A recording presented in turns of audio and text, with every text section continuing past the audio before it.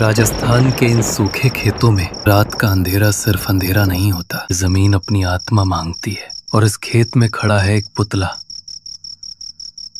जो चुड़ियों को नहीं, इंसानों को डराता है। बस थोड़ी दिन और, फिर कटाई पूरी। कहा जाता है इस पुतले में बंधी है उस मजदूर की आत्मा जिसे इसी खेत में गाड़ दिया गया था।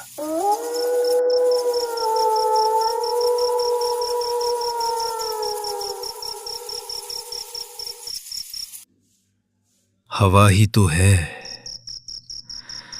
लेकिन हर हरकत हवा से नहीं होती। कभी कभी कोई और ताकत अपने होने का इशारा देती है।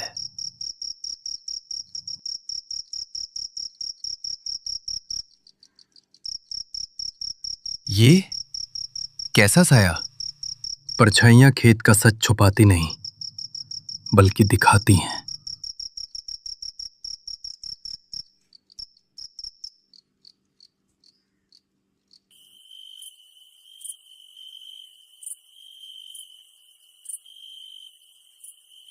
रघु नहीं जानता था कि खेत अब उसका नहीं रहा, उसका मालिक वही पुतला बन चुका था।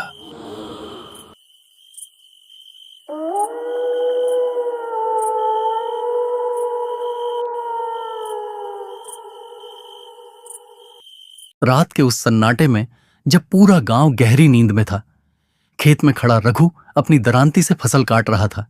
हवा में हल्की सी फुसफुसाहट घुलने लगी। किसी ने जैसे उसके बहुत पास आकर धीरे से कहा, रघु भाग जा। रघु चौंक गया, इधर उधर देखा। किसने आवाज दी? पर आसपास सिर्फ फसलें थीं और एक अजीब सी ठंडी हवा। धीरे धीरे धुंध बढ़ने लगी। तभी रघु को लगा धुंध के अंदर कोई खड़ा है। एक औरत का साया, लंबा, स्थिर, और आंखों में दूर कहीं लाल सी झिलमिलाहट। रघु कांप उठा। कौन है वहां?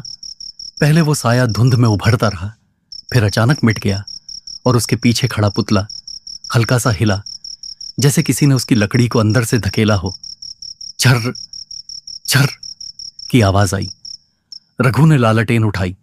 जैसे ही रोशनी पुतले पर पड़ी, उसकी सिली हुई आंखों में हल्की लाल चमक आ गई। रघु के मुंह से बस एक शब्द निकला, हे भगवान। अगले ही पल खेत में एक औरत की भारी हंसी गूंज उठी। हवा कांप गई। रघु का शरीर जड़ हो गया, क्योंकि गांव की कहानियों में जिसे खेत वाली चुड़ैल कहा जाता था, वो अब खेल शुरू कर चुकी थी। रघु तेज कदमों से फसलों के रास्ते भागा। लग रहा था कोई उसके बिल्कुल पीछे चल रहा हो। कौन है? सामने आ। हर कदम के पीछे कोई और कदम था। अचानक पुतला खेत के बिल्कुल दूसरे कोने में दिखाई दिया। रघु वहीं रुक गया। ये कैसे हो सकता है? पुतला चलता नहीं, फिर हर जगह कैसे दिखाई देता है? रघु ने लालटेन घुमाई और पुतला एकदम उसके पास खड़ा मिल गया। उसके सिले हुए खाली गड्ढों में लाल रोशनी धड़क रही थी। रघु का दिल ऐसे धड़का जैसे अभी छाती से बाहर निकल जाएगा। हे भगवान, बचा ले। धीरे धीरे पुतले के कपड़े लाल होने लगे, पहले हल्का, फिर जैसे पूरा खून सोख रहा हो। नैरेशन गूंजा, ये खून किसी का नहीं, ये है उस मजदूर का जिसकी आत्मा पुतले में कैद है। कहीं दूर एक औरत का रोना सुनाई दिया। अचानक फसलों के बीच चुड़ैल की परछाई दौड़ी, तेज धुंधली मशीन जैसी हरकतों वाली। और तभी समझ आया, जब पुतला खून रोता है तभी चुड़ैल अपनी मौजूदगी दिखाती है। रघु लड़खड़ाता हुआ पीछे हटने लगा। फसलों के बीच अचानक एक औरत का आधा जला चेहरा उसके सामने उभरा। आंखें लाल, बाल बिखरे और त्वचा आधी पिघली हुई। रघु हाँफने लगा। वो एक चेहरा नहीं था, अब तो हर दिशा में फसलें अलग होती और वही चेहरा झलकता। कहीं फुसफुसाहट।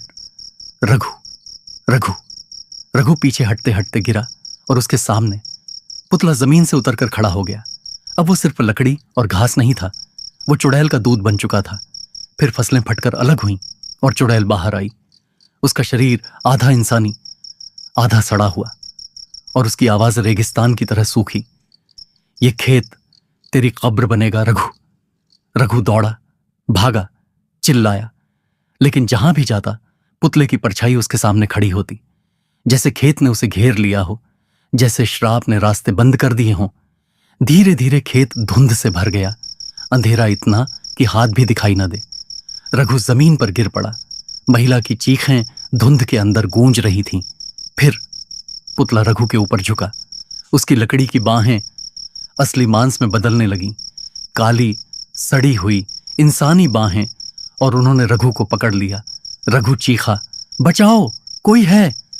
पर खेत सुनने वालों की जगह लेने वालों से भरा था। चुड़ैल सामने आई, मुस्कुराई और धीरे धीरे धुंध में घुल गई।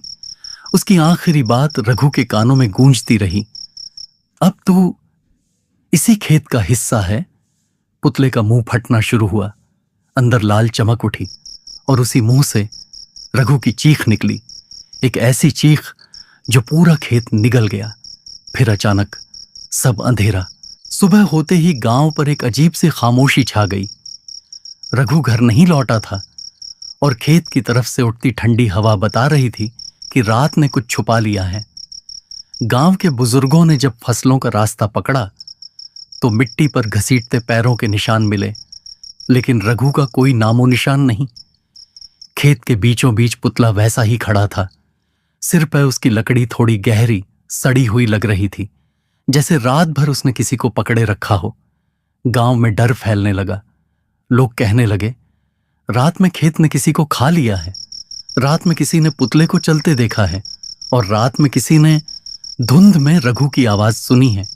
रात फिर उतरी और अंधेरे के बीच खेत के रास्ते पर एक परछाई धीरे धीरे उभरी। लंबा शरीर, तिरछा सिर और टेढ़ी चाल, जैसे कोई इंसान नहीं बल्कि धागों पर लटकती हुई कोई कठपुतली चल रही हो। वो रघु था, लेकिन वो अब इंसान नहीं था। उसकी आंखों में लाल रोशनी धड़क रही थी और उसके होंठ ऐसे हिल रहे थे जैसे कोई दूसरी आवाज उसके अंदर से बोल रही हो। खेत के चारों ओर धुंध गाढ़ी होती गई, ठंडी, भारी, मौत जैसी। अगले ही पल खेत में हंसी गूंजी, वही हंसी जिसकी कहानियां गांव में बच्चों को डराने के लिए सुनाई जाती थीं, वही हंसी जो चुड़ैल की भूख का इशारा थी। फसलें अचानक अपने आप हिलने लगीं, जैसे हर पौधा जिंदा होकर सांस ले रहा हो, जैसे पूरा खेत किसी अदृश्य जीव में बदल चुका हो। और तभी चुड़ैल धुंध से बाहर आई। उसका शरीर आधा इंसानी, आधा सड़ा हुआ और आंखें पुतले की आंखों जैसे लाल। उसके हर कदम के साथ जमीन कांप रही थी। उसने रात को आवाज दी, एक ऐसी आवाज जो मृत आत्माओं को बुलाती है। फसलें अलग हुईं और उनके बीच कई पुतले जैसी परछाइयां हिलने लगीं। हर परछाई चुड़ैल की दूत, हर परछाई किसी न किसी पुरानी आत्मा से बनी हुई। गांव में अफरा तफरी मच गई। लोग दरवाजे बंद करने लगे, मर्द चौपाल पर इकट्ठा होकर पहरा देने लगे। लेकिन खेत से आती ठंडी हवा बता रही थी, आज रात खेत किसी की कीमत वसूले बिना नहीं रुकेगा। अचानक अंधेरे में से किसी आदमी की चीख गूंजी, फिर एक और चीख, फिर एक और। चुड़ैल मुस्कुराई। उसकी आंखों में भयंकर भूख थी। उसने खेत की तरफ इशारा किया और रघु का शरीर एकदम गिर गया, लेकिन उसकी आत्मा एक लाल धुएं की तरह पुतले की ओर बह गई और पुतले की आंखें पहले से कहीं ज्यादा चमक उठी। खेत ने अपनी कीमत ले ली थी और चुड़ैल की भूख अभी भी बाकी थी। नरेशन गूंजता है, रघु अब खेत का पहरेदार बन चुका था और अगली फसल तक ये खेत इंतजार करेगा अपने अगले शिकार का। और फिर अंधेरा।